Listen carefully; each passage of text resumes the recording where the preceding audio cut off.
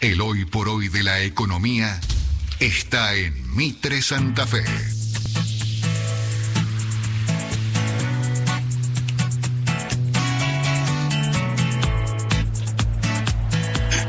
La noticia es que sigue bajando el blue. Y yo creo que el blues se lleva al rock and roll y después se lleva al jazz. Pero menos mal que está Matías Batista, que además nos va a contar por qué, en este principio de cambios de la economía. ¿Cómo va, Matías? Buen mediodía. ¿Qué tal, Juan Carlos? Muy buen mediodía para vos, para Jessy, para todo el equipo y para la audiencia. Bueno, el blue como sigue cayendo, ¿eh? Y sí, en la medida en que el gobierno suba la tasa de interés, como viene ocurriendo, los créditos se encarecen. Al haber créditos que están cada vez más caros, muchísima gente que tiene algo de dólares ahorrados decide, en vez de sacar crédito, liquidar algo de dólares, y esa liquidación de dólares está confluyendo una baja del blue. Esto es una realidad, y cuando el blue baja solemos empezar, yo siempre digo, el blue cuando sube, sí. La gente se sube al tren y empieza a comprar, y cuando vende la gente se baja del tren y empieza a vender, ¿no? Eso que quiere anticipar, que la próxima estación puede tocar cualquier precio.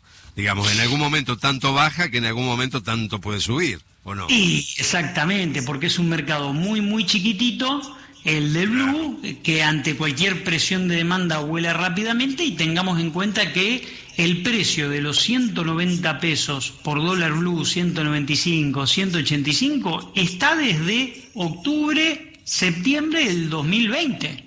No nos olvidemos, y pasó mucha agua debajo del puente desde el punto de vista inflacionario desde el 2020 hasta la actualidad. En consecuencia, nosotros podemos tener un primer semestre de descompresión en el blue, porque hay arribo de dólares de la cosecha, hay exceso de dólares por ese lado, pero en el segundo semestre siempre la cosa se pone más compleja y seguramente veremos un dólar blue en alza. Esto no tiene nada que ver, pero tiene mucho que ver al final, es muy loco. Ayer estaba, ¿viste como cuando acomodás la ropa? Tocas un bolsillo, que una campera, que un saco. ¿Encontraste plata? Me encontré con una factura de un súper de nombre francés, supermercado francés, ¿sí? Y entonces dije, bueno, cuando estemos en contacto con Matías le vamos a contar. La boletita data de 4 años. Mirá, la tenía en un bolsillito y ni enterado. Y un frasco de mermelada estaba costando 35,50.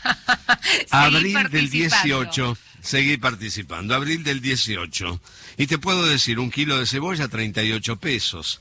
Mira, a ese precio quiere llevarlo Feletti. Total te da una cebolla, no el kilo. Pero bueno, algo es algo.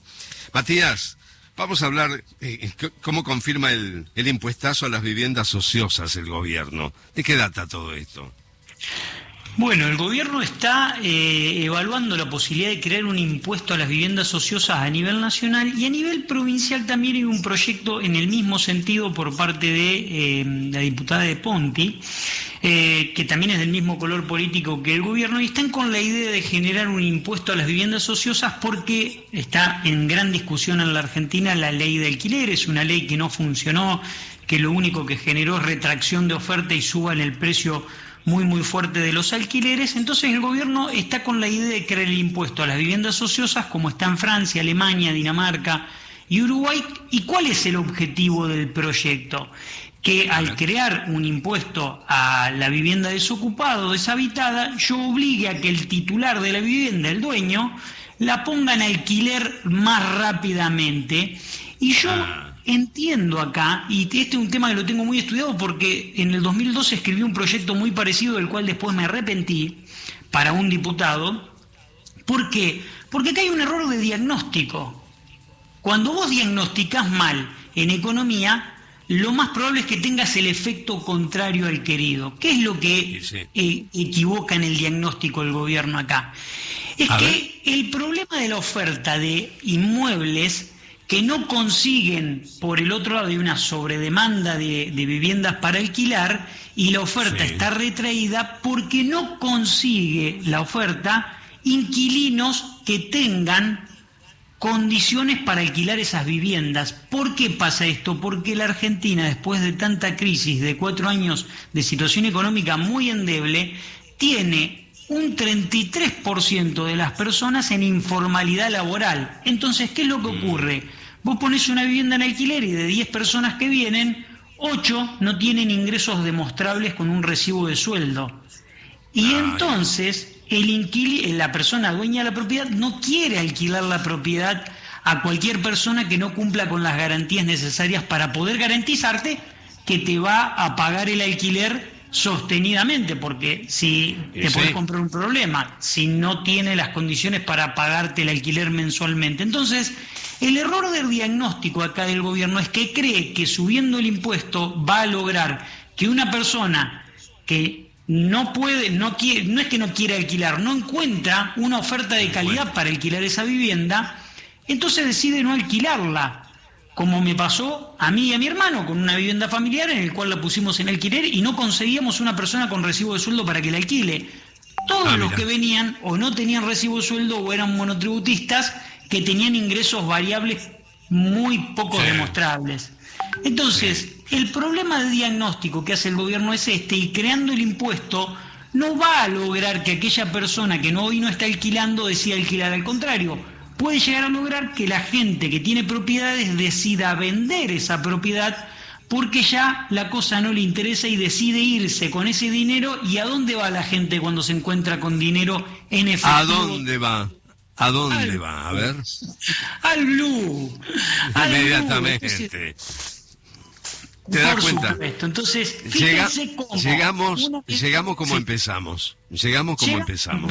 Un impuesto de esta característica nada ayuda. Exactamente, y puede incluso disparar el mercado blue y bajar el precio de los alquileres estrepitosamente, el precio, de las viviendas estrepitosamente, porque se pueden encontrar en el mercado muchas viviendas que se vendan porque ya no les va a interesar. A la gente dice, mira, me voy al blue y se terminó, me dolarizo y se terminó. Y otro aspecto que hace que el precio de los alquileres suba, independientemente de la ley de alquileres, que es una ley indexada por inflación, es que en los últimos años la inflación en promedio fue un 50 por año, pero la inflación de la construcción estuvo en el orden del 70%. Claro. Y no se olviden que el alquiler es una expresión del dinero que se coloca para producir una vivienda. Es un porcentaje de eso. En consecuencia, si construir una vivienda es mucho más caro, es lógico que el alquiler también sea más caro. Qué complicado y qué flojo de papeles, ¿no? En definitiva, Argentina, ¿cómo transcurren las horas? Gran cantidad de gente ante tamaña necesidad. Hay más inquilinos que departamentos ociosos por momentos, si uno empieza a hacer los cálculos. Y es realmente muy complicado, porque no le asiste por lo menos un proyecto y un futuro con mayor claridad, ¿no? Exactamente. Acá lo que el gobierno tiene que hacer es un buen diagnóstico y entender que tiene que solucionar, por un lado, la formalidad laboral y garantizar condiciones de trabajo dignas para que esa gente pueda calzar con un alquiler. Y por el otro lado, tiene que buscar instrumentos de inversión que motoricen la construcción y el desarrollo de viviendas por parte de los inversores que tienen muchísimo dinero, aquellos que tienen la suerte de ahorrar, y hay muchísimo dinero, se habla de 240.000 millones de dólares de argentinos ahorrados, o debajo del colchón, o en el exterior, que garanticen el mercado inmobiliario para que haya mayor oferta. Pero hay que... Con incentivos. Si no hay incentivos, no va. Exactamente. Para seducir vos tenés que mostrar también del otro lado una cuota de seguridad. Ese incentivo que te da seguridad para soltar la que tenés abajo del colchón. Mira qué cadena. Matías Batista, buen mediodía. Hasta la próxima, Matías. Buen mediodía, gran abrazo. Chao, hasta la próxima. Las 13:02. Vamos a escuchar.